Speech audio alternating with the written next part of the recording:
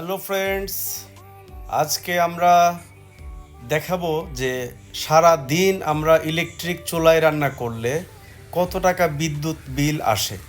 আমি শুধু ইলেকট্রিক চুলার কথা বলছি না, আমার বাসার যাবতীয় ইলেকট্রিক গিজারে তো অনেক কারেন্ট খায়, আপনারা জানেন। তারপর আছে আমার ওয়াশিং মেশিন, এভরিথিং। এদিকে মানে এক কথায় সে রান্না করতেছে ইলেকট্রিকের উপরে, আর এদিকে আবার হুডিও চলছে, প্রচুর পরিমাণে লাইট জ্বলছে। নিচে মিটার দেখতে যাব, তার আগে একটু দেখাই নেই। লাইট জ্বলছে,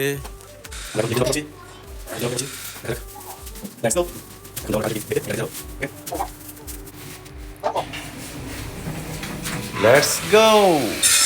এই হলো মিটার, অন্ধকার দেখা যাচ্ছে না। এটা হচ্ছে আমার মিটার 801 এন্টার। 2591 টাকা ছিল, আর সারাদিন শেষে আমার খরচ হলো 2543 টাকা 61 পয়সা দেখাচ্ছে। আচ্ছা, তাহলে আমরা এখন হিসাব করি।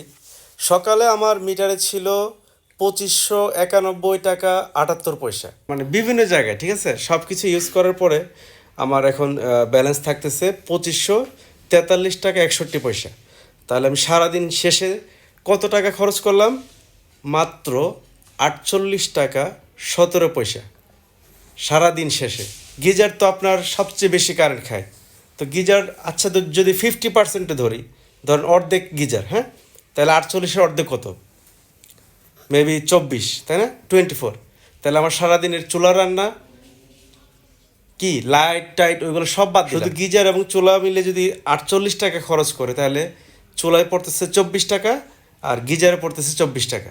তাহলে 24 টাকায় আমার 3 বেলা রান্না হয়ে যাচ্ছে। মন্দ কি? গ্যাস থেকে অনেক ভালো না? সো বাকিটা আপনারা বিচার করবেন, আশা করি আপনাদের সাশ্রয় হবে। আমি একদম প্র্যাকটিক্যালি দেখালাম, একেবারে প্র্যাকটিক্যাল, এখানে কোনো কিছু লুকোচুরি নেই, একেবারে real time video. Okay, so আশা করি সবাই ভালো সিদ্ধান্ত নেবেন। Thank you.